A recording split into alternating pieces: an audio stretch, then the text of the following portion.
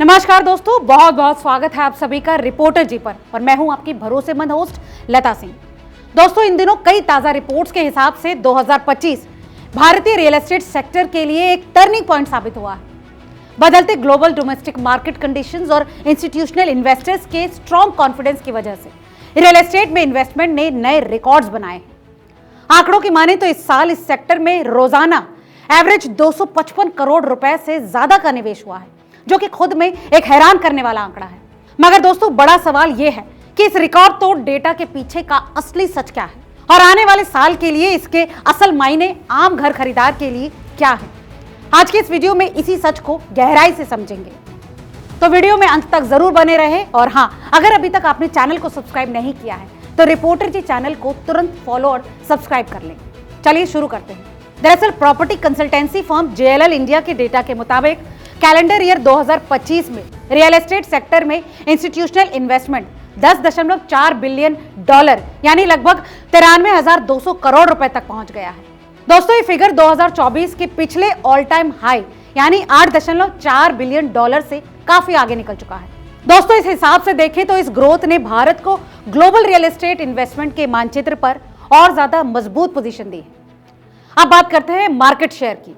इस बारे में कोटक अल्टरनेट एसेट्स मैनेजर्स के MD श्रीनिवासन के मुताबिक strong economic growth, strategic policy reforms और इंप्रूविंग बिजनेस एनवायरनमेंट ने भारत को ग्लोबल कैप्टिव सेंटर्स के लिए एक हाईली अट्रैक्टिव डेस्टिनेशन बना दिया है। REIT पॉलिसी के जरिए लिक्विडिटी इनेबल होने और डोमेस्टिक कैपिटल की स्ट्रॉन्ग पार्टिसिपेशन ने निवेशकों को स्टेबल और अट्रैक्टिव रिटर्न्स का भरोसा दिया। दोस्तों, इन रिपोर्ट्स का साफ कहना है कि 2025 की सबसे बड़ी कामयाबी यही रही है कि 2014 के बाद पहली बार डोमेस्टिक इंस्टीट्यूशनल इन्वेस्टर्स ने 52% मार्केट शेयर हासिल किया। ये सिर्फ नंबर्स की बात नहीं, बल्कि इस बात का संकेत है कि इंडियन कैपिटल अब long term real estate assets पर ज्यादा भरोसा कर रहे हैं।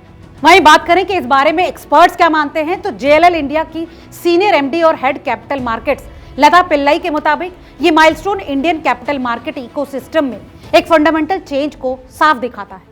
कोर एसेट्स में डबल डिजिट ग्रोथ ये बताता है कि इन्वेस्टर्स अब महज इंडिया के ग्रोथ स्टोरी पर नहीं, बल्कि स्टेबल इनकम जनरेटिंग एसेट के जरिए लॉन्ग टर्म वेल्थ क्रिएशन पर फोकस कर रहे हैं। उनका कहना है कि डोमेस्टिक इंस्टीट्यूशनल स्ट्रेंथ और फॉरेन इन्वेस्टर्स के भरोसे का ये कॉम्बिनेशन मार्केट के सस्टेनेबल एक्सपेंशन के लिए एक मजबूत नींव तैयार कर रहा है।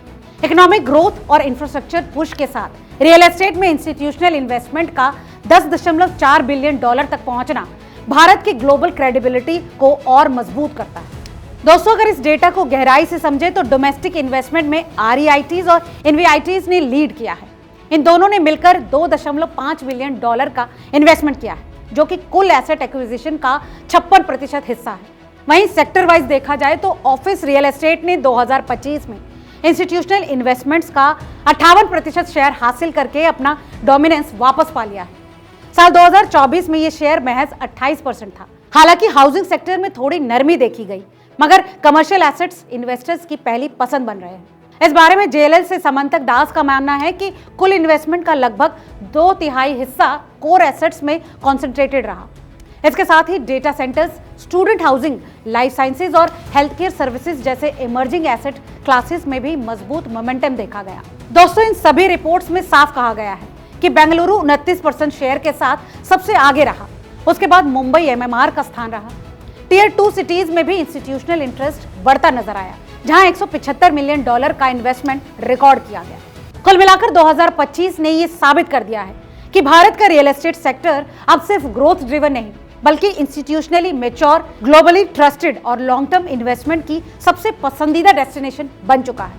लेकिन दोस्तों, बड़ा सवाल फिर यही, इसका फायदा किसे होगा, घर खरीदने वाले को या फिर सिर्फ बड़े इन्वेस्टर्स को? क्योंकि यहाँ एक ट्विस्ट है, अगर प्राइसेस बढ़ेंगे तो लोन अमाउंट और EMIs दोनों बढ़ेंगी। इसका मतलब जो खरीदार आज का फैसला टाल रहा है, उसके लिए अगले साल घर ज्यादा महंगे हो सकते हैं। दोस्तों, इस बारे में आपको क्या लगता है, हमें कमेंट करके जरूर बताएं। और वीडियो अगर काम का लगा हो तो इसे लाइक और शेयर करना ना भूलें। बहुत बहुत शुक्रिया।